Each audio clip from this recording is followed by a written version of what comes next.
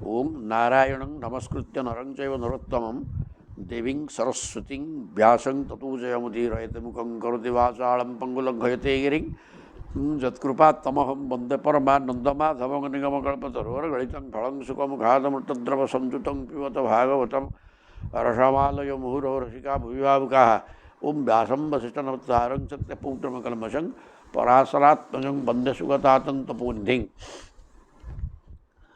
ओं व्यासाय विष्णुरूपाय व्यासरूपाय विष्णवे नमो वै ब्रह्मनिधये वासिष्ठाय नमो नमः ओं श्री परमात्मने नमः ओं नमो भगवते वासुदेवाय। वर्तमान दशम स्कंध अध्याय 2 देवकी गर्भ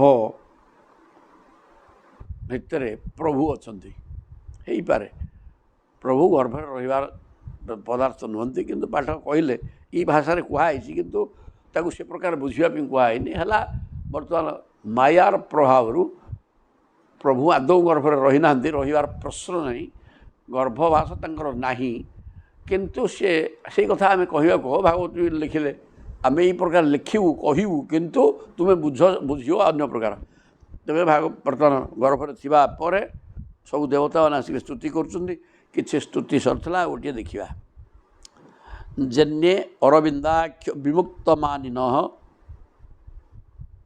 त्यज्यस्त भावा भावात अविशुद्ध बुद्धय आरुह्य कृच्छ्रेण परम पदम ततः पतन्त्यधूल नाद्रुत जुष्मत अग्रय कहले जे अन्य हे अरविंदाक्ष विमुक्त मानिन अरविंदाक्ष हे पद्मनयन जे मैंने आपणकर चरण कमलर आश्रय नियंती नहीं विमुक्त मानिन आप निजक निजे आम मुक्त जीव ये प्रकार चिंतन करी तुई अस्तभावात अविशुद्ध बुद्धय भगवान अच्छी से आश्रय एवं ध्येय ये प्रकार भाव जार नहीं भगवान प्रति कौन सी भगवत भावना जार मोटे नहीं ये प्रकार जो अविशुद्ध बुद्धय से बुद्धि आदौ शुद्ध नुहे संसार चिंता कर संसार है अशुद्ध जिनस अशुद्ध संसार चिंतार थिबा भगवत भावना आदौ नथिबा मने मने आम मुक्त चिंता कर अभिमान थिबा ये प्रकार लोक गुड़ा कौन करेंगे वास्तव में से बद्ध जीव ये लोक गुड़ाक ईश्वर को तो आदौ जानू ना कि मानु ना अभिमान दे आम मुक्त जीव ये प्रकार लोक गुड़ा गला बद्ध जीव ये मुक्तिर मोटे बाट नहीं आरुह्य कृच्छ्रेण परम पदम ततः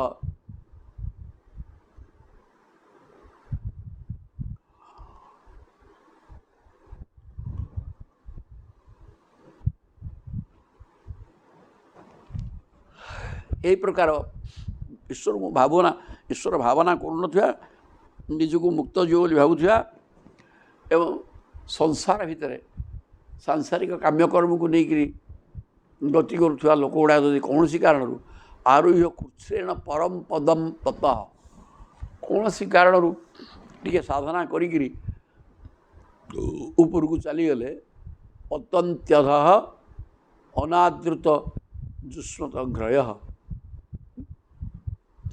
तेरे से भक्तिहीन हो पतन हो जाए भाव भक्ति नथिले प्रभुंकर चरणार बिंदरे जदि साधना करी कौन सी कारण टिके किसी उन्नति है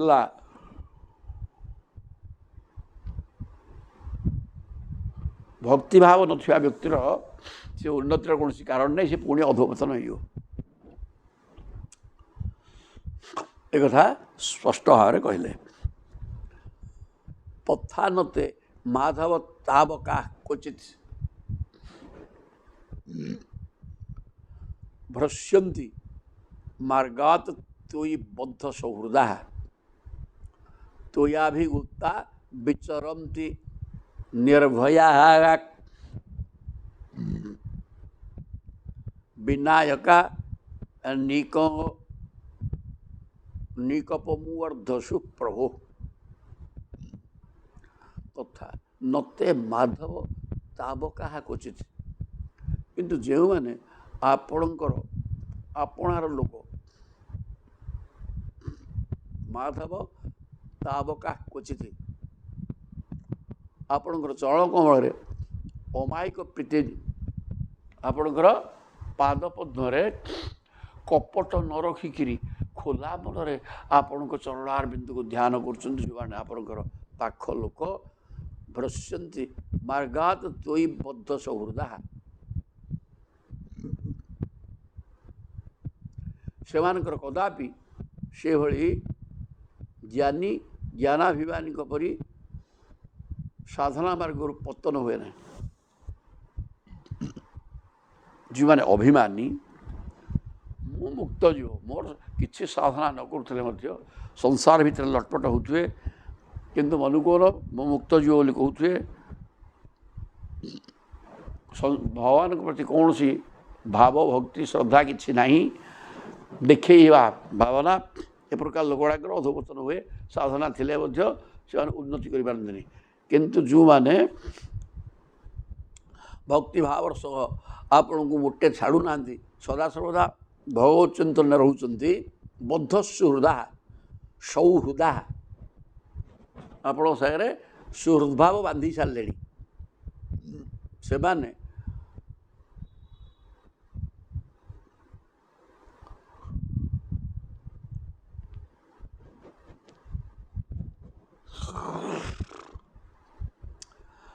त्वया सुगुप्ता तो मार्गात त्वयि बद्ध सौहृदा मार्गात न भ्रश्यन्ति तुम ठार सुहृदभाव बांधी तुम हृदय को हृदय एकाकार हो तेणु से भाव भक्ति श्रद्धा अच्छी और सदा सर्वदा खोला मनरे आपणकर सेवा करुँच से प्रकार सेवक मार्गात न भरस सी मार्गच्युति तार हेनी सी कौन प्रकार बाट भूलनी से ठीक बाटर चलो कारण ता प्रति आपणकर अनुग्रह अच्छे अनुग्रह थिले भावभक्ति थी अनुग्रह रही त्वया भी गुप्ता से आपण द्वारा सुरक्षित रही विचरन्ति निर्भया निर्भय विचरण करती कारण से माने बुझीचंती जे भगवान अच्छी भाव भक्ति श्रद्धा रही सदा सर्वदा ईश्वर चिंतन रोचंती तेणु से चिंता से जानी पकई जे भगवान ठीक आम अच्छा तेणु से पतन हबार प्रश्न किसी ना से निर्भय संसार विचरण कर विनायका निकप मूर्धसु प्रभु आपण से रक्षक हो कौन सी विघ्न से अनिष्ट करें ना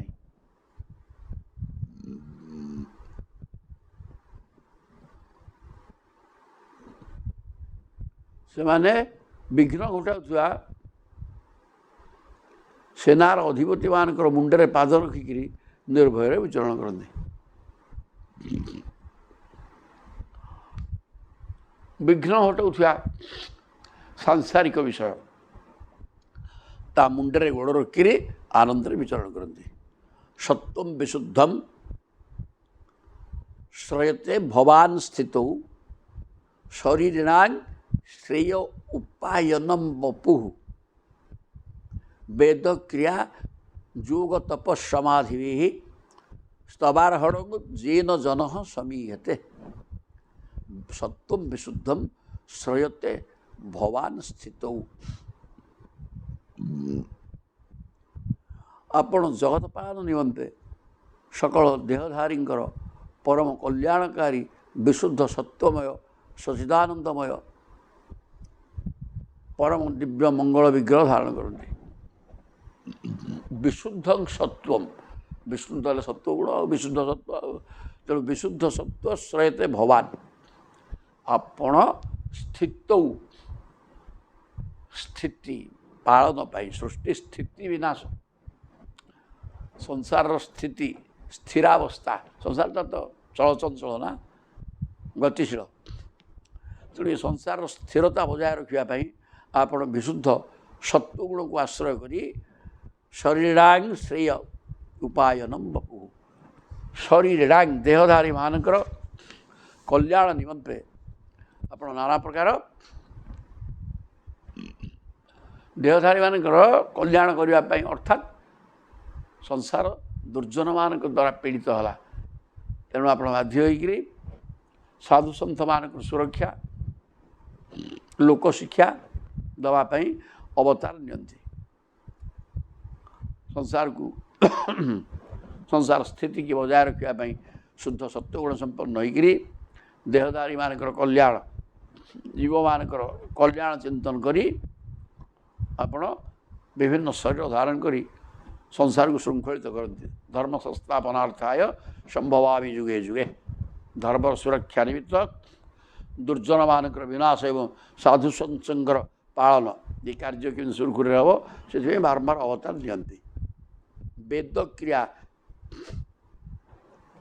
ମାନେ ବେଦାଧ୍ୟୟନ ଆପଣଙ୍କର ଭକ୍ତମାନେ ବେଦ କର୍ମକାଣ୍ଡ ଅଷ୍ଟାଙ୍ଗ ଯୋଗ ତପସ୍ୟା ସମାଧି ପ୍ରାଣାୟାମ କରିକିରି କୁମ୍ଭକ କରିକିରି ନିର୍ଦ୍ଧାର ହୋଇଯିବେ ବିଶ୍ୱାସ ଯିବନି କି ଆସିବନି ସମାଧି ଦ୍ୱାରା ଆପଣଙ୍କର ଆରାଧନା କରନ୍ତି ତବା ଅରହଣମ୍ ଯେନ ଜନଃ ସମୀହତେ ଆପଣଙ୍କର ଆରାଧନା କରିବାର ମାର୍ଗ ତ ଅନେକ ଅଛି କିଏ ବେଦ ପାଠ ମାଧ୍ୟମରେ ଆପଣଙ୍କୁ ଆରାଧନା କରେ କିଏ କର୍ମକାଣ୍ଡ କିଏ ଅଷ୍ଟାଙ୍ଗ ଯୋଗ କିଏ ତପସ୍ୟା କଲା କିଏ ସମାଧିସ୍ଥ ହୋଇକରି ଆପଣଙ୍କର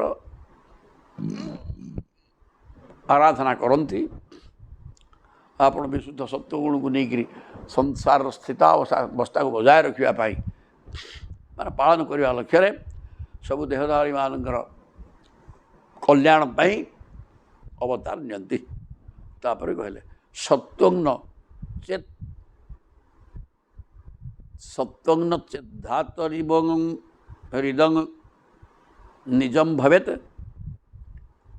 ବିଜ୍ଞାନ ମଜ୍ଞାନ ଭିଦାପମାର୍ଜନଂ ଗୁଣ ପ୍ରକାଶୀ ଅନୁମୀୟତେ ଭବାନ୍ ପ୍ରକାଶତେ ଯସ୍ୟ চ ଯେନ ବା ଗୁଣ ସତ୍ୱଗ୍ନ ଚେତ୍ ଧାତରିଦಂ ନିଜಂ ଭବେତ୍ ହେ ପ୍ରଭୁ ଆପଣ ହେଉଛନ୍ତି ସମସ୍ତଙ୍କର ବିଧାତା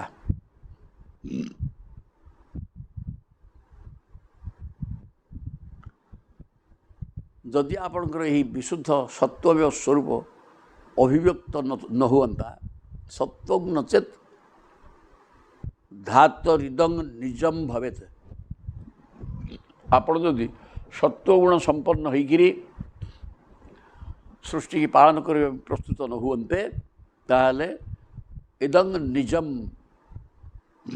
ସତ୍ୱଂ ଚେତ୍ ହେ ଧାତ୍ମକେ ବିଧାତା ବିଜ୍ଞାନଂ ଅଜ୍ଞାନଂ ଅଭିଦାପମାର୍ଜନଂ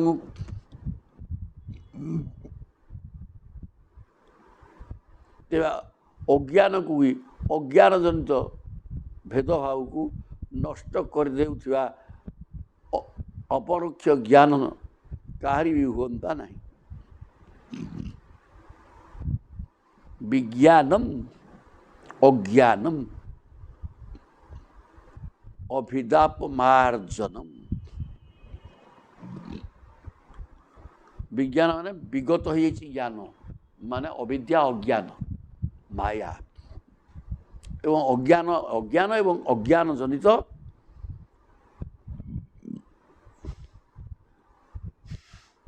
ଭେଦଭାବ ଭିଦାପ ଅଜ୍ଞାନ ଜନିତ ଭେଦଭାବ ଜ୍ଞାନ ହେଉଛି ସମଭାବ ସମସ୍ତଙ୍କୁ ସମାନ ଦୃଷ୍ଟିରେ ଦେଖିବା ଅଜ୍ଞାନ ହେଲା ଭେଦଭାବ ମୁଁ ତୁ ସିଏ ଇଏ ଇତ୍ୟାଦି ଅଜ୍ଞାନ ଏବଂ ଅଜ୍ଞାନଜନିତ ଭେଦଭାବକୁ ଆପଣ ଯଦି ଶୁଦ୍ଧ ସତ୍ୱଗୁଣକୁ ନେଇକରି ଅବତାର ନ ନିଅନ୍ତେ ଅବତାର ନେବା ଫଳରେ ଆପଣ ज्ञानर प्रचार कर आध्यात्मिक ज्ञानर प्रचार ताहा नकले ताले अज्ञान एवं अज्ञानजनित भेदभाव नष्ट कर देउथुआ अपरोक्ष ज्ञान कहारी भी होता नहीं भेदभाव को नष्ट करुवा भगवत संपर्क ज्ञान भगवत संपर्कित ज्ञान हेले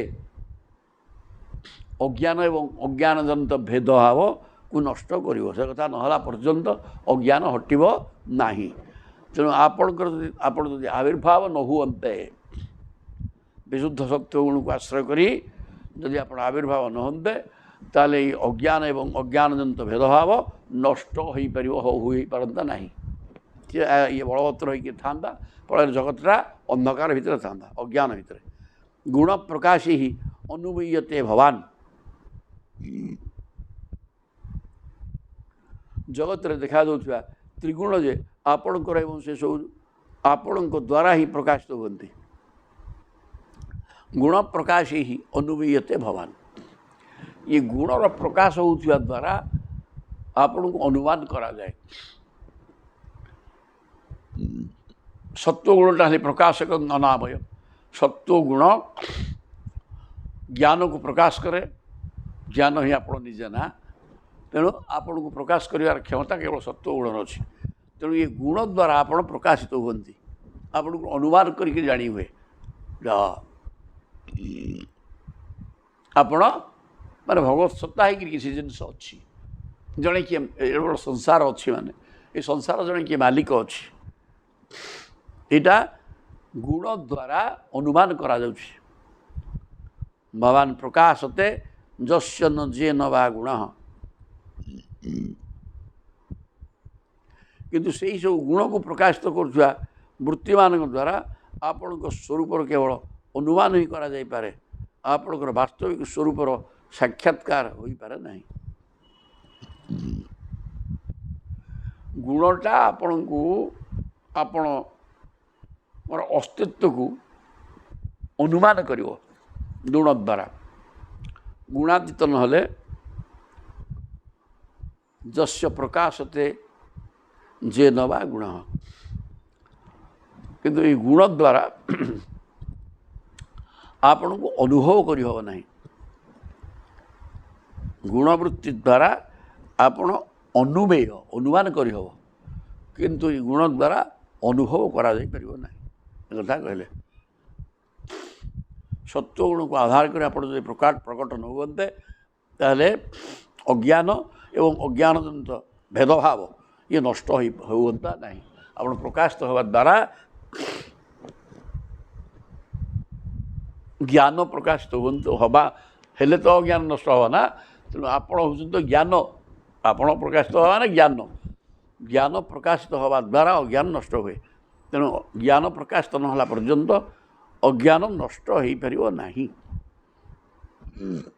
न नाम रूपे गुणजन्म कर्म भी निरूपितव्ये तब तस्य साक्षिण मनोवचोभ्यां अनुमेय वर्तन देव क्रियायां प्रतियंत्यथापि हे भगवान मनो वेदवाणी द्वारा केवल आपण स्वरूपर अनुमान मात्र करा जाए न नाम रूपे गुण जन्म कर्म भी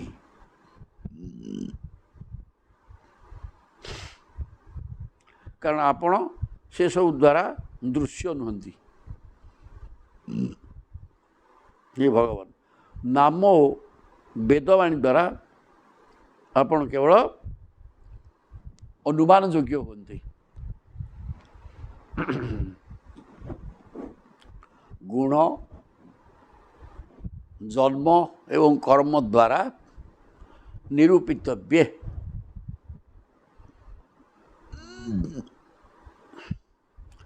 गुण जन्म एवं कर्म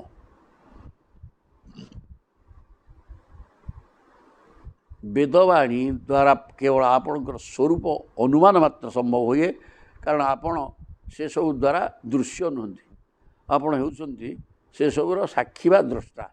ତେଣୁ ଆପଣଙ୍କର ଗୁଣ ଜନ୍ମ ଓ କର୍ମ ଆଦି ଦ୍ୱାରା ଆପଣଙ୍କର ନାମ ରୂପ ନିରୂପଣ କରାଯାଇପାରେ ନାହିଁ। ଜନ୍ମ ଗୁଣ ଏବଂ କର୍ମ ଅନେକ ନାମ ରୂପକୁ ନେଇକି ଆପଣ ଜନ୍ମ ନେବେ, ତାଙ୍କୁ ଗୁଣ ପ୍ରକାଶ କରିବେ, ସେଗୁଡ଼ାକ ପ୍ରକୃତ ଆପଣଙ୍କର ସ୍ୱରୂପ ନୁହେଁ। ଆପଣଙ୍କର ସ୍ୱରୂପ ହେଲା ସତ୍ ଚିତ୍ ଆନନ୍ଦ ଏବଂ ଜ୍ୟୋତିର୍ମୟ। ତେଣୁ ଏ ଜିନିଷ ଗୁଡ଼ାକ ବେଦ ପ୍ରତିପାଦନ କରୁଛି, ବେଦରୁ ଅନୁମାନ କରାଯାଇପାରିବ। ନାମ ରୂପ ଗୁଣକୁ ନେଇକରି ଆପଣ ଯେଉଁ ପ୍ରକାଶିତ ହୁଅନ୍ତି ନ ନିରୂପିତବ୍ୟ, ଆପଣ ସାକ୍ଷୀ ଭାବରେ ରହିଛନ୍ତି, ସବୁ ଦେଖୁଛନ୍ତି, କିଛି କରୁନାହାନ୍ତି, କୌଣସି କର୍ତ୍ତାପଣ କର୍ତ୍ତା ପଦ ଆପଣଙ୍କ ପାଖରେ ନାହିଁ। ତେଣୁ ମନୋବଚ ଭ୍ୟାଙ୍ଗ ଅନୁମେୟ ବର୍ତ୍ତନ, ଆପଣ ଅବତାର ନେଇକି ଯଦି ଗୋଟେ ନାଁ ରୂପ ଧରିକିରି ଯଦି କର୍ମ କିଛି କଲେ ସେଇଟା ଆପଣଙ୍କୁ ସେଇଟା ଚିହ୍ନେଇ ଦେବ ନାହିଁ, ଚିହ୍ନେଇ ପାରିବ ନାହିଁ, ତାଦ୍ୱାରା ଆପଣ ପ୍ରକାଶିତ ହୁଅନ୍ତି ନାହିଁ। କାହିଁକିନା ସାଧାରଣ ମଣିଷ ସେମିତି ଜନ୍ମ ହୋଇକି ଅନେକ କଥା କରୁଛନ୍ତି, ସେଇଟା ଆପଣ ସେମିତି କଲେ, ତେଣୁ ସେଇଟା ଭଗବତ୍ଵ ବା ଭଗବାନ ଏ ପ୍ରକାର ଜିନିଷ ପ୍ରକାଶିତ ହୋଇପାରିବ ନାହିଁ ସହଜରେ।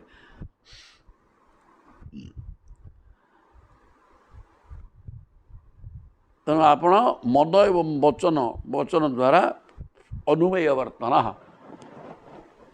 ପ୍ରକାଶିତ ହେଇକିରି ଯେ ଆପଣ ପ୍ରକାଶିତ ହୋଇ କାର୍ଯ୍ୟ କରିବା ଦ୍ୱାରା ଆପଣ କିଏ ସମସ୍ତେ ଜାଣୁଛନ୍ତି ସେ କଥା ନୁହେଁ, ସେଇଟା ଆପଣଙ୍କର ପ୍ରକୃତ ସ୍ୱରୂପ ହେଇନପାରେ। ଆପଣ ହେଲେ ସଚିଦାନନ୍ଦ ଏବଂ ଜ୍ୟୋତିଷ ସ୍ୱରୂପ। ଇଏ ମନ ବଚନର ବାହାରେ।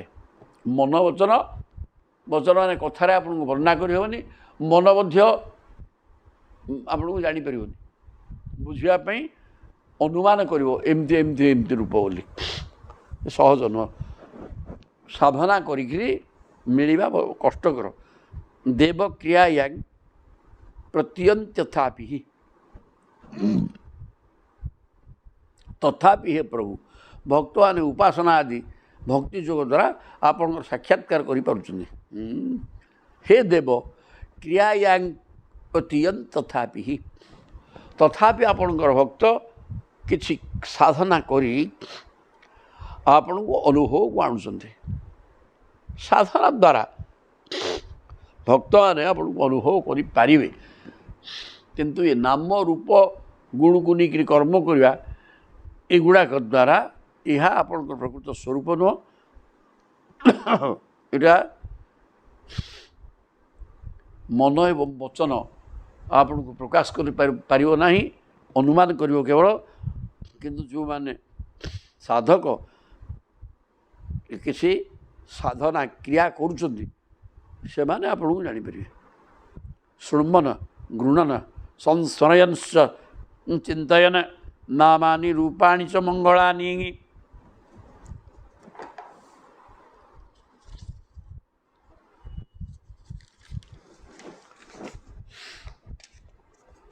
କ୍ରିୟାସୁ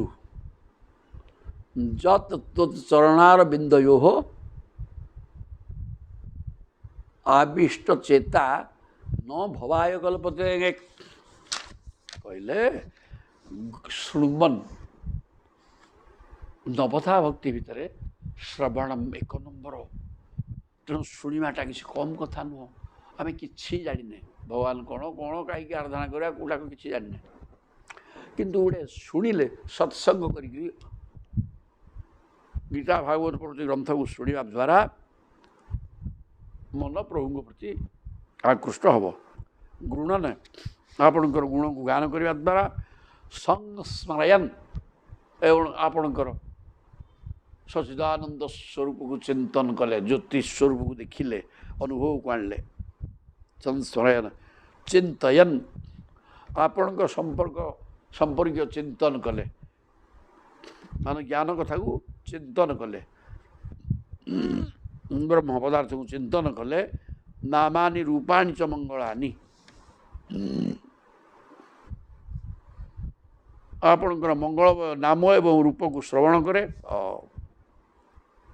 नामानि रूपानि च मंगलानि नाम एवं रूप आपणकर नाम रूप को नहीं आम अवतार नियंती एवं अनेक खेला करती से नाम रूप मंगलमय नाम रूप को जो जी लोक शुणे आप खेला एवं कीर्तन करे स्मरण करे चिंता करे से लोग कौन हो सी आउ जन्म मृत्यु रूपी संसार चक्रे पड़े ना क्रियासु जत्व चरणार बिंद हो ये प्रकार चिंतन करी आपणकर चरणार बिंदर आश्रय नहीं जाए सी आविष्ट चेता न भवाय कल्पते तार चित्त आपणकर भावनार मज्जि जाए तेणु सी चित्तटा कृष्णमय हो जाए संसारमय नुहे तेणु सी आउ भवाय न कल्पते संसार जन्म मृत्यु चक्र से पड़े ना संसार बंधन मुक्ति हो जाए तेणु नाम रूप को नहीं मंगलमय आपणकर नाम रूप को नहीं जो खेला लीला करती ताकू जी शुणे एवं नाम कीर्तन करे जे आपण को स्वरूप को चिंतन करे से लोक चरणार बिंदु को आश्रय कर फल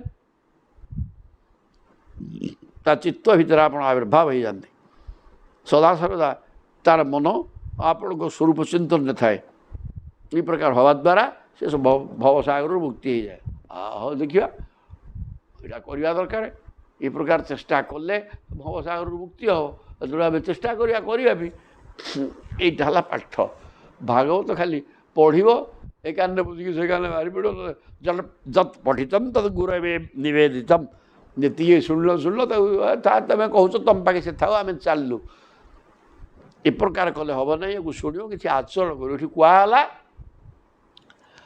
भगवान नाम रूप नहीं जो आविर्भाव होती कथा जहाँ जहाँ खेला लीला करती शुण कीर्तन कर नाम कीर्तन कर एवं स्वरूप चिंतन कर ये प्रकार सब चरणारबिंदु को आश्रय कर प्रकार कले भवबंधन मुक्ति हो तेणुटा आम एक करुचे तो नकले मुक्ति हवा कि कले मुक्ति हो ये कथा उपरे विश्वास रख कारण ये गाथाटा साधारण मानव किए लिखिनी स्वयं भगवान मुखर कहते व्यास होती स्वयं भगवान तेणु ये कथा पर विश्वास रखिए भगवान कहते एमती कले या हम तेणु या हवाटा थय ये विश्वास रखिकी कार्य कले मुक्ति सुनिश्चित ताले कहले दृष्टिया हरे अस्या भवत पदु भुव भारूपनीत स्तव जन्म निश्चितु दृष्ट्यांकिता तोत पदकई सुशोभनै द्रक्ष्याम गांग ध्यांच तवानुकंपिता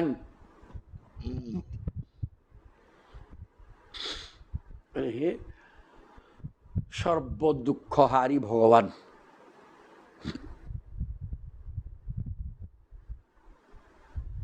भुव तव पद भुव भार अपनीत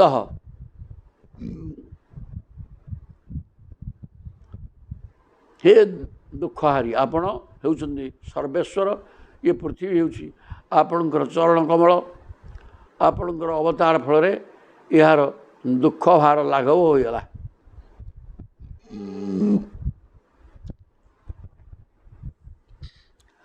भुव भार अपनीत आपण मातृगर्भ अच्छा सृष्टि बाहर को आसला आविर्भाव आप गले निश्चित भाव में पृथ्वी भार दूर हो दृष्टिया हरे अस्या भवतः पद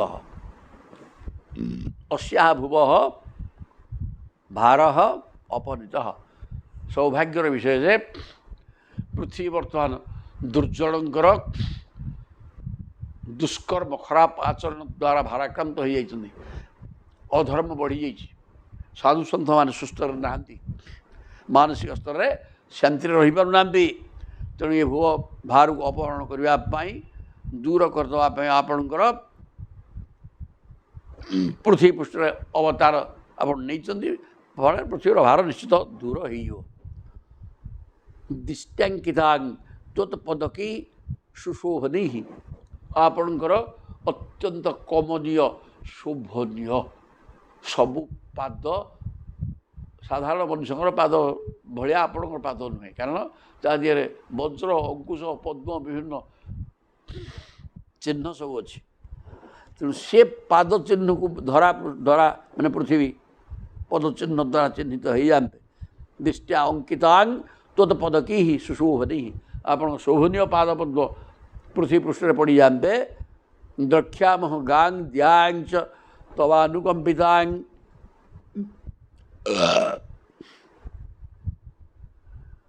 ଦେଖିବାକୁ ପାଇବୁ ଏବଂ ଆପଣଙ୍କ କୃପାରୁ ସ୍ୱର୍ଗଲୋକ ମଧ୍ୟ କୃତାର୍ଥ ହୋଇଯାଇଥିବାର ଦେଖିବାକୁ ପାଇବୁ। ତେଣୁ ଏ ପ୍ରକାର ଆପଣ ବର୍ତ୍ତମାନ ଆବିର୍ଭାବ ହୋଇଗଲେ ମାନେ ପୃଥିବୀର ଭାର ନିଶ୍ଚିତ ଦୂର ହୋଇଗଲା ଏବଂ ଆପଣଙ୍କର ପାଦପଦ୍ମ ପୃଥିବୀ ପୃଷ୍ଠରେ ପଡ଼ିବା ଦ୍ୱାରା ଆପଣଙ୍କର ଭକ୍ତମାନେ, ସ୍ୱର୍ଗରେ ଦେବତାମାନେ ସେ ପାଦପଦ୍ମର ଚିହ୍ନକୁ ଦର୍ଶନ କରି ଆନନ୍ଦ ଅନୁଭବ କରିବେ।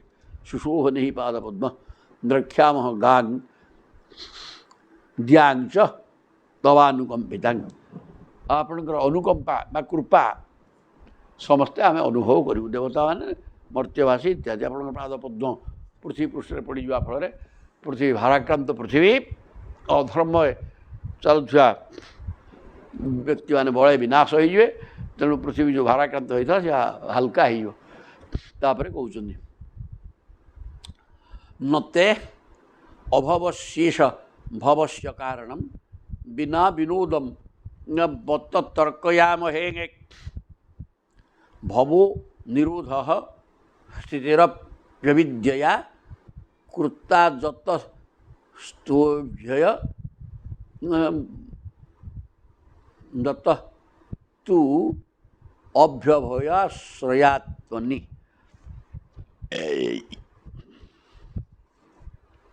হে প্রভু, ଆପଣ ଅଜନ୍ମା, ନତେ ଅଭବଶ୍ୟ, ଆପଣ ହେଲେ ଅଜନ୍ମା।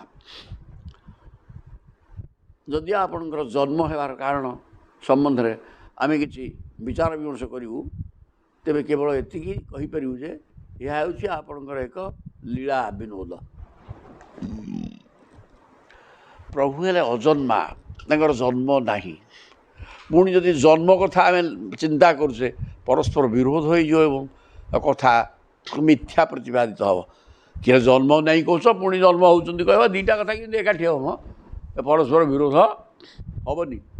ତେଣୁ ଜନ୍ମ ନାହିଁ ମାନେ ପ୍ରକୃତରେ ଆପଣଙ୍କର ଜନ୍ମ ନାହିଁ, କିନ୍ତୁ ଆପଣଙ୍କର ଏ ମାୟାର ଖେଳ। ଜନ୍ମ ଆପଣ ହୁଅନ୍ତିନି। ମାତୃଗର୍ଭରେ ରହିବାର ପ୍ରଶ୍ନ ନାହିଁ କି ଦୁଃଖ ଭୋଗିବାର ପ୍ରଶ୍ନ ନାହିଁ। ସେ ମାୟା ତା ବାଟରେ ଗର୍ଭଧାରଣ ହେଲା, ସବୁ ହେଲା, ଗର୍ଭ ବାହାରିଲା, କିନ୍ତୁ ବାହାରିଲା ପରେ ଆପଣ ପେଟରେ ରହିକିରି ବାହାରନ୍ତିନି, ଆବିର୍ଭାବ ହେଇଯାନ୍ତି। ବତ ତର୍କୟାମହେ, ଏଇଟା ଆପଣଙ୍କର ଗୋଟେ କ୍ରୀଡ଼ା ମାତ୍ର। ଭବ ନିରୋଧ ସ୍ଥିତିରପ୍ୟବିଦ୍ୟୟା, ଆପଣଙ୍କୁ ଚିନ୍ତନ କଲେ ଅବିଦ୍ୟା, ମାୟା ବା ଅଜ୍ଞାନ, ସଂସାର ବନ୍ଧନ, ଅନେକ କାମନା ବାସନାକୁ ନେଇକରି ସଂସାର ଭୋଗ କରିବା ଯେଉଁ ଅବିଦ୍ୟା, ଏ ଅବିଦ୍ୟା ଧ୍ୱଂସ ହୋଇଯାଏ ଆପଣଙ୍କ ନାମ ସ୍ମରଣ କଲେ। ତେଣୁ ଅବିଦ୍ୟା ଭିତରେ ଆପଣ କେମିତି ପଡ଼ିବେ? ଭବ ନିରୋଧ, ସଂସାରର ଯେଉଁ ଚକ୍ର ରହିଛି, ଜନ୍ମ ମରଣ ଚକ୍ର, ସେ ଜନ୍ମ ମରଣ ଚକ୍ର ବନ୍ଦ ହୋଇଯାଏ। ଜନ୍ମ ମରଣ ଚକ୍ର ଆଉ ଲୋକ ପଡ଼େନି। ସ୍ଥିତିରପ୍ୟବିଦ୍ୟୟା କୃତା ଯତ ତ୍ୱୟି ଅଭୟାଶ୍ରୟାତ୍ମନି। ସର୍ବାଧିଷ୍ଠାନ ସ୍ୱରୂପ ଏହି ଜଗତର ଉତ୍ପତ୍ତି ସ୍ଥିତି ତଥା ପ୍ରଳୟ ବିଷୟ ଆପଣଙ୍କ ଉପରେ କେବଳ ଅଜ୍ଞାନବଶତଃ ଆରୋପିତ କରାଯାଇଛି। ଆପଣ ହେଉଛନ୍ତି ସକଳ ପ୍ରକାର ଦ୍ୱୈତ ଭାବରୁ ମୁକ୍ତ। ଦ୍ୱୈତ ଭାବ ଆପଣଙ୍କ ପାଖରେ ନାହିଁ।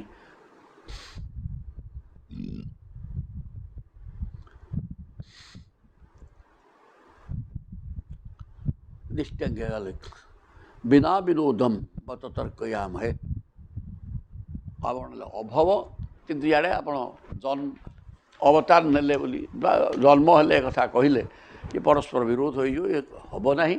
କିନ୍ତୁ ପ୍ରକୃତିରେ ଆପଣ ଅଭାବ, ଆପଣ ମାୟାର ଖେଳ, ଆପଣ ଆସିବା ଆବିର୍ଭାବ ହେବା ହେଲା ମାୟାର ଖେଳ। ମାୟା ଆପଣଙ୍କ ବିରାଟ ଶକ୍ତି, ତାର ଖେଳ। ଭବୋ ନିରୋଧ, କାରଣ ଆପଣଙ୍କର ନାମ ଉଚ୍ଚାରଣ କରେ ସଂସାର ବନ୍ଧନରୁ ମୁକ୍ତି ମିଳିଯାଉଛି। ସଂସାରଟା ହିଁ ବନ୍ଧନ ଏବଂ ଦୁଃଖଦାୟକ। ମାତୃଗର୍ଭରେ ରହିବା ଦୁଃଖପୂର୍ଣ୍ଣ କଥା। ଆପଣ କାହିଁ ମାତୃଗର୍ଭରେ ରହିବେ? ହେବନି। ସ୍ଥିତି ଅପି ଅବିଦ୍ୟା, ଅବିଦ୍ୟାରେ ଯେଉଁ ସ୍ଥିତି ରହିଛି ମାନେ ସଂସାରକୁ ଭୋଗ କରିବା ଲାଳସା ହେଲା ଅବିଦ୍ୟା।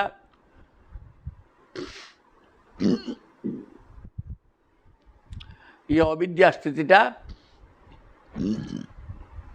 आपण निजे अविद्या नहंती कि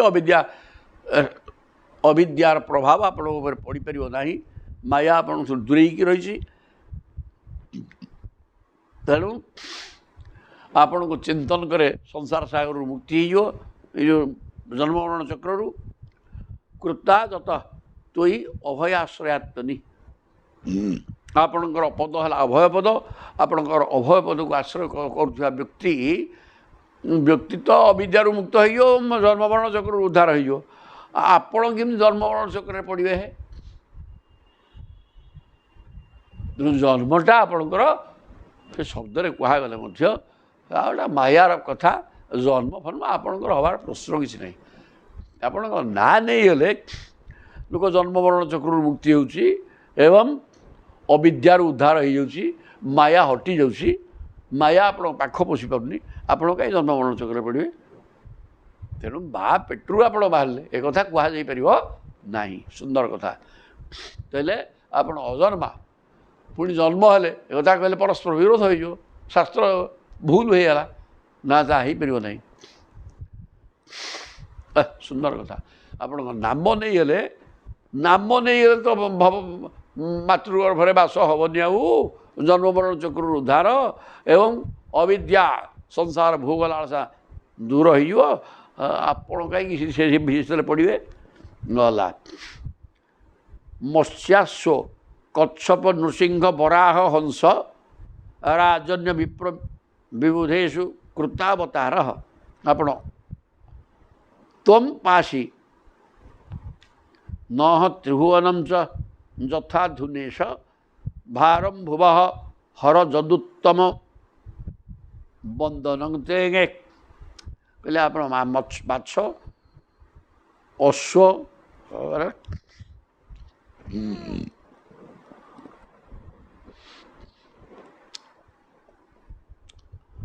अश्वरे हयग्रीव हयग्रीव होती। कच्छप कंस होती। नृसिंह बराह होती। हंस हंस उपदेश देते ब्रह्मा को। राजन्य विप्र राजन्य राम होती से रजा होते। विप्र परशुराम होती। विबुधेषु कृतावतार एवं बामन भगवान आसचंदी। आज कौन कर कृतावतार अवतार अवतार होकर तुम पासी न त्रिभुवनम। आपण अम्बान को तीन भुवन में थिबा समस्त जीव मान को आपण पालन करुचंदी। तेणु बर्तमान हे अधुना आपण ईश अधुना ईश भुव भारंहर। तेणु आप बर्तमान भुव भारम ये पृथ्वी दुर्जन मान द्वारा भाराक्रांत हो हरण करूँ। जदुत्तम बंदनम ते ये आपणकर वंदना। दिष्ट्यांबते कुक्षिगत परपुमान अंशेन साक्षात भगवान भवायन। माँ भूत भयम भोजपते मुमूर्षो गोप्ता जदुनांग भविता तवात्मज। तापर देवकी की मध्य पदे कहले देवता माने कहले दृष्टिया अम्बते कुक्षिगत परपुमान। परपुमान परम पुरुष ସ୍ୱୟଂ ପ୍ରଭୁ ପରମାତ୍ମା ବଡ଼ ସୌଭାଗ୍ୟର ବିଷୟ ଯେ ସେ ଆପଣଙ୍କର ଗର୍ଭ ମଧ୍ୟରେ ରହିଯାଇଛନ୍ତି ଆସିକିରି ଅଂଶେନ ସାକ୍ଷାତ ଭଗବାନଙ୍କର ଅଂଶ ଆପଣଙ୍କ ପାଖରେ ରହିଛନ୍ତି। ଭଗବାନ ଭବାୟନ ସେ ବର୍ତ୍ତମାନ ଜଗତର କଲ୍ୟାଣ ପାଇଁ ଆପଣଙ୍କର ଉଦରସ୍ଥ ହୋଇଛନ୍ତି। ମା ଭୂତ ଭୟମ ଭୋଜପତେ ମୁମୂର୍ଷୁ ଭୋଜପତିଟା ମଲାଟା ମାନେ ମରିବା ସମୟ ତାର ହେଇଗଲା। ଭୋଜପତି କଂସ ତାର ମରିବା ସମୟ ଆସିଗଲାଣି, ତେଣୁ ତୁମେ ତାକୁ ଆଉ ଭୟ କର ନାହିଁ। ମାରିବା ଲୋକ ଆପଣଙ୍କ ଗର୍ଭରେ ଅଛନ୍ତି। ଗୁପ୍ତା ଯଦୁ ନାକି ସେ ବର୍ତ୍ତମାନ ସମସ୍ତ ଯଦୁମାନଙ୍କର, ଖାଲି ଆପଣ ନୁହଁ ସମସ୍ତ ଯଦୁବଂଶ ଯଦୁ ବୀରମାନଙ୍କୁ ଉଦ୍ଧାର କରିବେ ପ୍ରଭୁ, ରକ୍ଷା କରିବେ।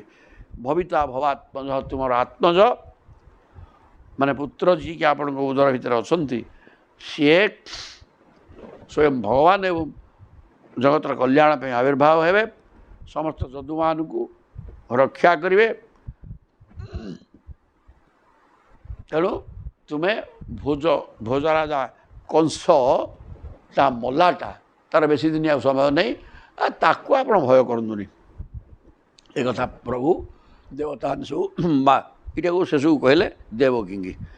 ସେ ଶୁକୋବାଚ ଇତି ଅଭିଷ୍ଟୁୟ ପୁରୁଷଂ ଯଦ୍ରୂପଂ ଅନିଦଂ ଯଥା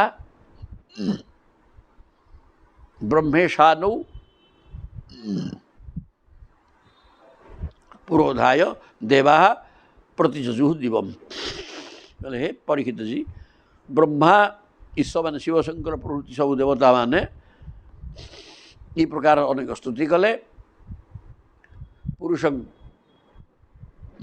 পুরাণ পুরুষ ব্রহ্ম পদার্থକୁ ସ୍ତୁତି କରି ଯଦ୍ରୂପଂ ଅନିଦମ୍ ଯଥା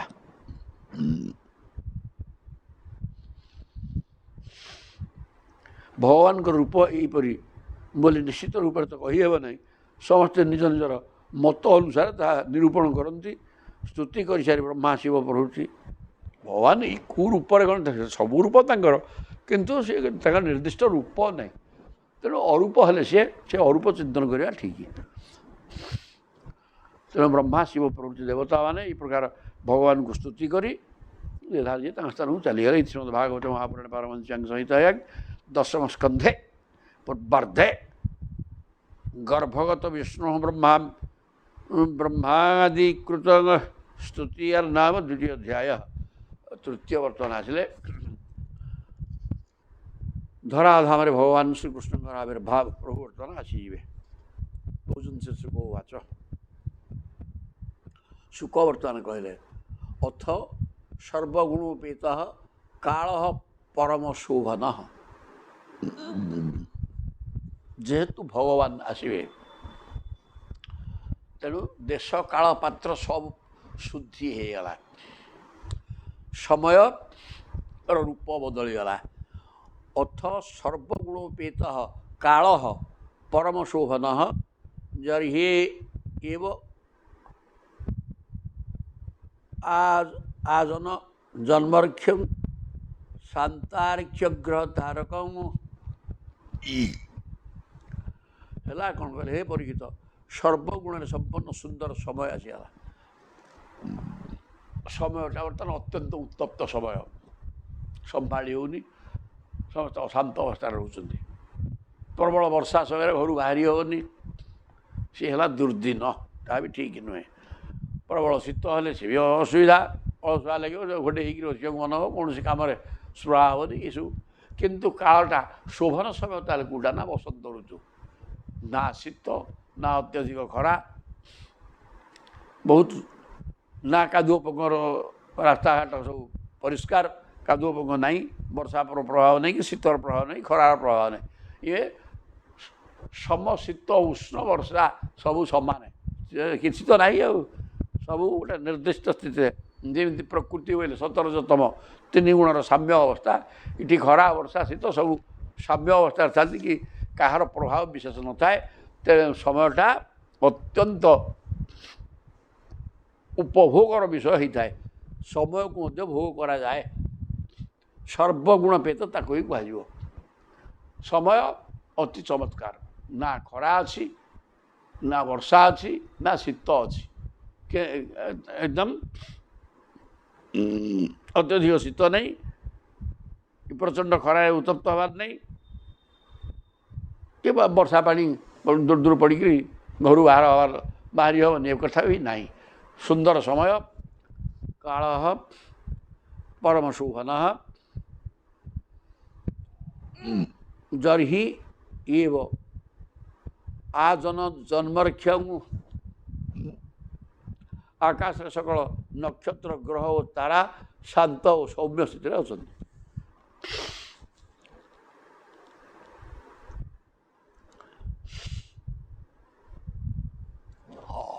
ପାଠ ହେଲା ଅନ୍ତଃକରଣ ଶୁଦ୍ଧ ନହେଲା ପର୍ଯ୍ୟନ୍ତ ଯଦି ମନ, ବୁଦ୍ଧି, ଅହଙ୍କାର ଏବଂ ଚିତ୍ତ, ମନଟା ଚଗଲା ଏବଂ ତା ଭିତରେ ସଂସାର ନିଶ୍ଚିତ ରହିବ। ଚିତ୍ତ ସ୍ତରକୁ ଗଲେ ମନ ଶାନ୍ତ ହୋଇଯାଇଥାଏ ଏବଂ ସଂସାରକୁ ହଟେଇବାର ବାଟ ସେଠି ଆସିଯାଇଥାଏ। ମନ ବର୍ତ୍ତମାନ ପ୍ରତ୍ୟେକ ବ୍ୟକ୍ତିର ମନଟା ସଂସାରମୟ ହୋଇକରି ଅଛି। ଏ ପ୍ରକାର ଅବସ୍ଥା ଥିଲେ ତାହା ମଇଳା ବା ଆବର୍ଜନା, ପ୍ରଭୁ ତା ଭିତରେ ଆବିର୍ଭାବ ହେବେ କେମିତି? ହେଇପାରିବେ ନାହିଁ। ତେଣୁ ସମୟଟା ସର୍ବଗୁଣପେତ ହେବା ଦରକାର। ହୃଦୟଟା ଯେମିତି ସଂସାର ଆବର୍ଜନା ହଟିକିରି ସଂସାରମୟ ହୋଇଯାଇଥିବା ହୃଦୟଟାରୁ ସଂସାର ହଟିଯାଇ କୃଷ୍ଣମୟ ହୋଇଯିବା ଦରକାର। ଏ ପ୍ରକାର ପରିସ୍ଥିତି ନହେଲା ପର୍ଯ୍ୟନ୍ତ ଭଗବାନ ଆବିର୍ଭାବ ହେବେ ନାହିଁ।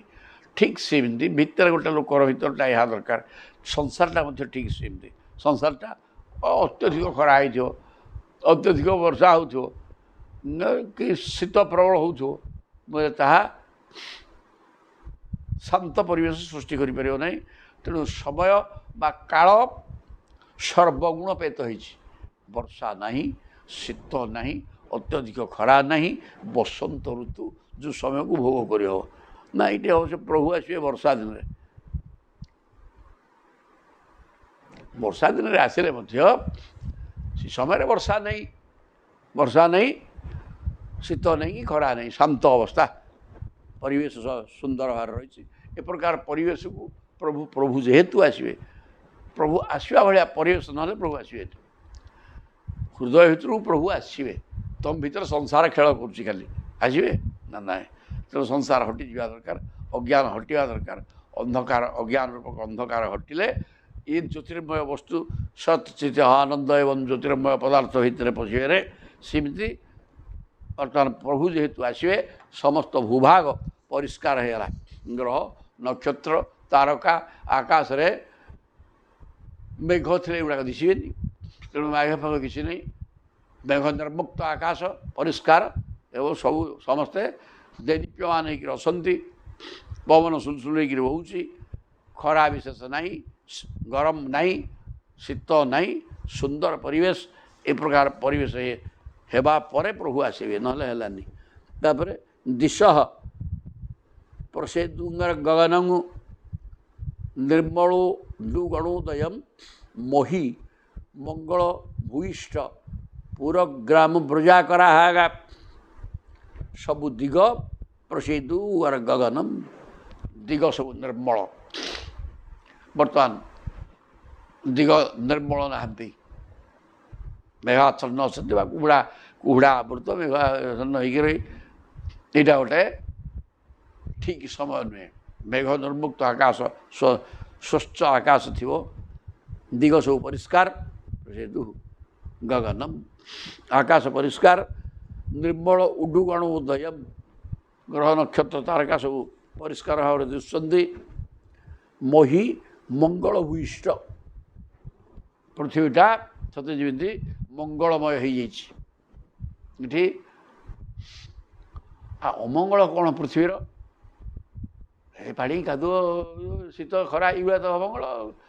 ଏଗୁଡ଼ା ସବୁ ଯଦି ଠିକ୍ ଭାବରେ ରହିଲେ, ନା ଖରା ଅଧିକା, ନା ବର୍ଷା, ନା ଶୀତ, କେଉଁଟା କିଛି ନାହିଁ, ସବୁ ସାମ୍ୟ ଅବସ୍ଥାରେ ଅଛନ୍ତି।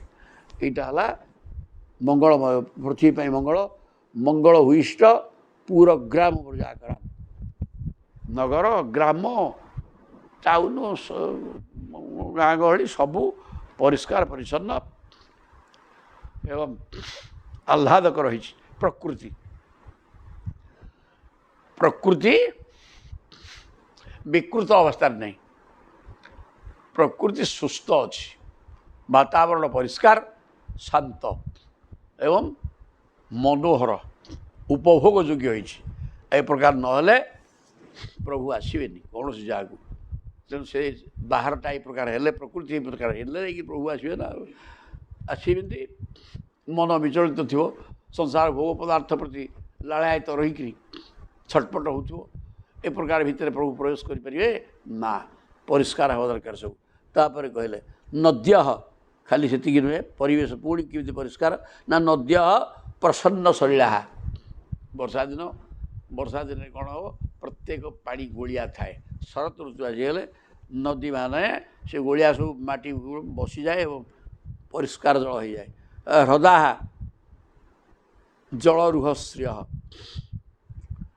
नदी माने परिष्कार हो पोखरी भरद सब जो पानी थाए सी परिष्कार परिच्छन्न होती जलरुह माने पद्म वर्षा दिन पद्म मन नष्ट होता है पानी परिपूर्ण हो पद्म फुटी पारनी किंतु बर्तमान वर्षा दिन चली जापर पद्म फुटी द्विजाकूल सन्नाद स्तबका वनराजय द्विज कौन कि द्विज बोले पक्षी से दी थर जन्म हो थे अंडा तापर ता भर बाहर दीथर जन्म है दांतुटा दीथर जन्म हो दांत को भी द्विज कहुए ब्राह्मण पिला दीथर जन्म हो थे मातृगर्भर आउ थे बेदी तेणु ता ना भी द्विज ये द्विज बोले पक्षी माने अलीकूल अली माने भ्रमर समूह एमाने गुणगुण नाद कर बुलुंट पक्षी माने काकली जो पक्षीर जो स्वर समस्त स्वर समान नुह से कहीं गटगट होती इे वनराजी वन सब परिष्कार परिच्छन्न एवं प्रत्येक गछ फल फूल को धारण कर शोभनीय होती बबू वायु सुखस्पर्श पुण्यगंधव शुचि अग्नयश्च द्विजापीना शांता तत्र समिंधता बबू वायु सुखस्पर्श खरा दिने दीपहर निआ पवन हम से कौन लगे सेड़ाक शरीर जलीगला भाया ना वायु सेमती नुहे कि क्षिप्र गति दूर हो पवन हो उड़े नहीं गला भाया सी कम नुह सुलसुल हो शीतल जल बाष्प को धरिकी सुलसुलिया पवन जोटा कि सुखस्पर्श ये प्रकार वायु बोच बाबू वायु सुखस्पर्श पुण्यगंधव शुचि एवं अनेक सुगंधयुक्त पुष्पर गंध को बहन कर हाथ वायुटा वायु जो वर्णना कर तीन टा गुण शीतल सुगंध मंथर धीरे धीरे बह पुष्पर सुगंध को धरिक जल जलीय बाष्प को धरती जोटा शीतल हम इे मंदम मंदम लुदती पवन पवनटा मंद मंद सुलसुल सुलसुल हो चलती सुगंध एवं जलीय बाष्प को धरिक यहाँ वायु वायुर गुण सी प्रकार पवन बहुत अग्नयश्च द्विजाति ना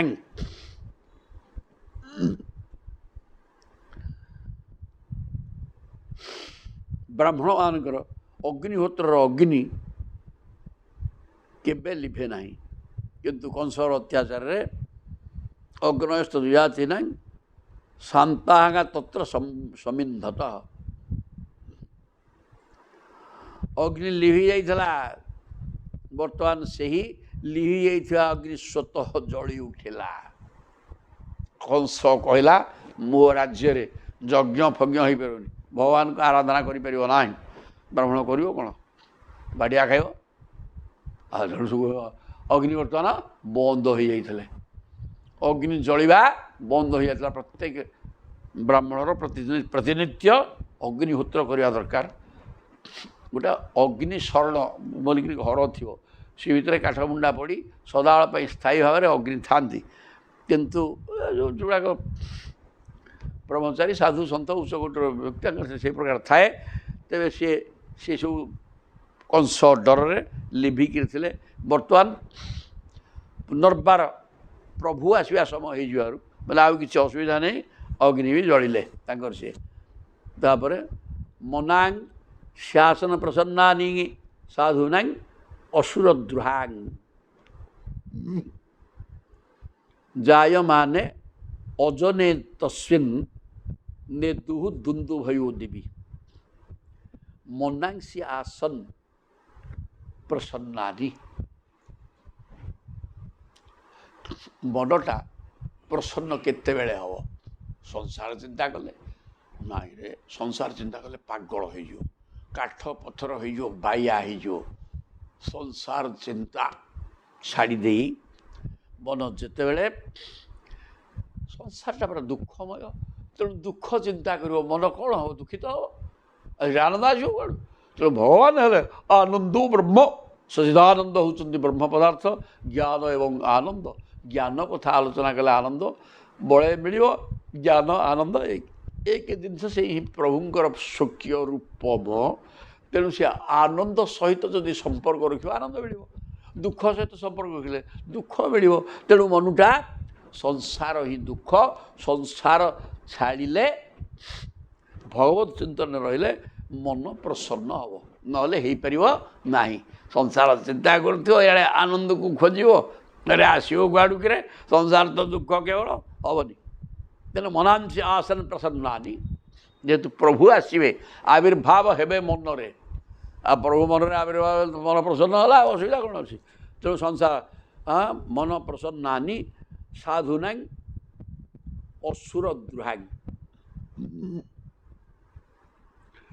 ତେଣୁ ସାଧୁସନ୍ଥମାନଙ୍କର ମନ ପ୍ରସନ୍ନ ହୋଇଗଲା, କାରଣ ଅସୁରମାନେ ଦ୍ରୋହ ଆଚରଣ କରି ସେମାନଙ୍କର ମନ ଫିକା ପଡ଼ିଯାଇଥିଲା।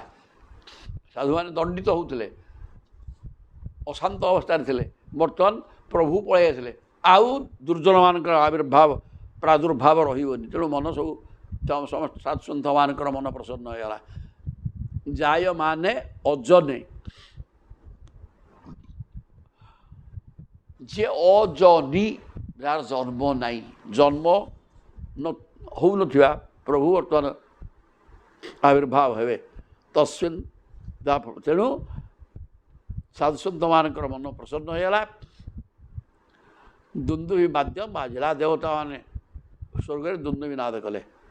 ଜଗୁଃ କିନ୍ନର ଗନ୍ଧର୍ବା ତୁଷ୍ଟୁଭୁଃ ସିଦ୍ଧଚାରଣା ବିଦ୍ୟାଧୈର୍ଯ୍ୟସ୍ୟ ଦନୃତୁଃ ଅପ୍ସରୁଭିଃ ସମଂ ତଦାଗା। ଆହୁରି କ'ଣ ହେଲା କିରେ? ନା ଜଗୁଃ କିନ୍ନର, କିନ୍ନର ଗନ୍ଧର୍ବ ଏମାନେ ସବୁ ସିଦ୍ଧ ଚାରଣ, ସମସ୍ତେ ତ ଆନନ୍ଦ ଆଉ। ସେମାନେ ଗନ୍ଧର୍ବ କିନ୍ନର ଏମାନେ ସବୁ ଗୀତ ବୋଇଲେ, ଅପ୍ସରାମାନେ ନାଚ କଲେ, ବିଦ୍ୟାଧର ସିଦ୍ଧ ଚାରଣ ଏମାନେ ସବୁ ଆନନ୍ଦରେ ଡେଇଁଲେ। ନନୃତୁଃ ଅପ୍ସରୁଭିଃ ସମମ୍, ଅପ୍ସରାମାନେ ନାଚ କଲେ, ତାଙ୍କ ସହିତ ସବୁ ସିଦ୍ଧ ଚାରଣ ଗନ୍ଧର୍ବ ସମସ୍ତେ ନାଟ କଲେ। ଆଉ ଗନ୍ଧର୍ବମାନେ ବାଇଦ ଫାଇଦ ବଜେଇକିରି, ଖୋଳ ଫୋଳ ବଜେଇ ଚଲେଇଲେ କୀର୍ତ୍ତନ। ଆହୁରି ତେଣୁ ଆହୁରି ମଙ୍ଗଳମୟ ହେଲା ପରିବେଶ। ପ୍ରଭୁ ଆସିବେ ନା। ମୁମୁଚୁଃ ମୁନୟଃ ଦେବାଃ ସୁମନାଂସିଂ ମୁଦାନ୍ୱିତାଃ। ସୁମନ, ପ୍ରଭୁ ଯେହେତୁ ଆସିବେ ସମସ୍ତଙ୍କର ମନଟା ସୁମନ ହୋଇଗଲା। ସୁମନ ବୋଇଲେ ଗୋଟିଏ ଫୁଲ, ସୁମନ ବୋଇଲେ ମଧ୍ୟ ଫୁଲ। ମୁଦାନ୍ୱିତାଃ, ଆଉ ମନଟା ସୁମନ ହୋଇଗଲେ ବଳେ ଆନନ୍ଦିତ ହେବ। ଆନନ୍ଦ ପାଇବାର ତ ମନଟା ସୁମନ ହେଲା। ଯେଉଁ ମନ ଆନନ୍ଦ ଅନୁଭବ କରୁଛି, ପ୍ରଭୁ ସତ୍ତାକୁ ଉପଲବ୍ଧି କଲା, ସେଇ ହିଁ ସୁମନ। ସୁମନ ଶବ୍ଦର ଅର୍ଥ ଫୁଲ ମଧ୍ୟ। ଫୁଲ ଭଳିଆ ସେ ହାଲକା ହେଇଥାଏ ଏବଂ ଫୁଲ ହେଉଛନ୍ତି ଦେବଭୋଗ୍ୟ ଜିନିଷ। ସେଇ ସୁମନଟା ପ୍ରଭୁଙ୍କ ପାଖରେ ସମର୍ପିତ ହୋଇପାରିବ। କିନ୍ତୁ ପ୍ରଭୁଙ୍କ ପାଖରେ ସମର୍ପିତ ହୋଇଯାଇଛି, ସୁମନ ହେଇଛି ମାନେ ମନଟା ଫୁଲ ଭଳିଆ ସୁନ୍ଦର ହୋଇଯାଇଛି, ତା ଭିତରେ ପ୍ରଭୁ ଥିବାରୁ ତ ଆଉ କ'ଣ ସୁମନ ଯାହା ପ୍ରଭୁଙ୍କ ପାଖରେ ସରିଗଲେ। ଏଇ ସବୁଟି ବନ୍ଦ କରିଦେବା। ମୁଦାନ୍ୱିତାଃ, ମନ ସୁମନ ହୋଇଯାଇଛି, ସମସ୍ତଙ୍କର ମନ ଆନନ୍ଦ ହୋଇଯାଇଛି। ମୁମୁଚୁଃ ମୁନୟଃ, ମୁନିମାନେ ଏବଂ ଦେବତାମାନେ ଦେବତାମାନଙ୍କର ମନ ସୁମନ ହୋଇଯାଇଛି ଏବଂ ସେ ସୁମନକୁ ବର୍ଷା କଲେ, ଫୁଲ ବର୍ଷା କରୁଛନ୍ତି। ସ୍ଥୂଳ ଅର୍ଥ, ବାହ୍ୟ ଅର୍ଥ ହେଲା ଦେବତା ଏବଂ ମୁନି ଋଷିମାନେ ଫୁଲ ବର୍ଷା କଲେ। ଇଆଡ଼େ ପ୍ରତ୍ୟେକଙ୍କର ଭଗବାନ ଆବିର୍ଭାବ ହେବାରୁ ଯଦି ମନ ଭିତରେ ପ୍ରଭୁ ପଳାଇ ଆସିଲେ, ସଂସାର ମଇଳା ମନ ଭିତରେ ଥିଲା, ସଂସାର ମଳ ହଟିଗଲା ଏବଂ ପ୍ରଭୁ ଆବିର୍ଭାବ ହୋଇଗଲେ, ମାନେ ମନଟା ସୁମନ ହୋଇଗଲା। ସେ ସୁମନକୁ ବର୍ଷା କଲେ ପ୍ରଭୁ ମୁନି ଋଷିମାନେ। ଇଆଡ଼େ ଇଏ ଭିତର କଥା, ବାହାର କଥା ହେଲା ଫୁଲ ବର୍ଷା କଲେ। ପୁଣି ମନ୍ଦଂ ମନ୍ଦଂ ଜଳଧରା ଜଗର୍ଜୁଙ୍ଗୁ ଅନୁସାଗରମ, ମେଘ ବର୍ଷା ଦିନଟା ତ ଭାଦ୍ରବ ମାସରେ ପ୍ରଭୁ ଆବିର୍ଭାବ ହୋଇଥିଲେ, ବୈଶାଖ ଜ୍ୟେଷ୍ଠ, ଆଷାଢ଼ ଶ୍ରାବଣ ହେଲା ବର୍ଷା। ଭାଦ୍ରବ ମାସକୁ ବର୍ଷା ଟିକେ କମ୍ ଥାଏ। ତେବେ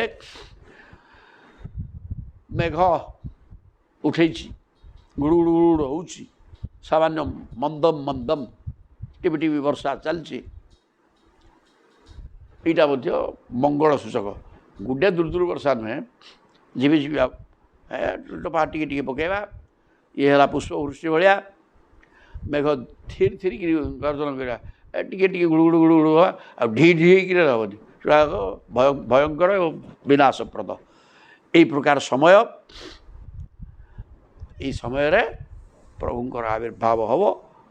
କାଲିକି ଆସିବେ, ଆଜି ତ ଆସିବାର ଉପକ୍ରମ ହେଇଗଲା, କେବଳ ଆସିବାଟି ବାକି ଅଛି। ସବୁ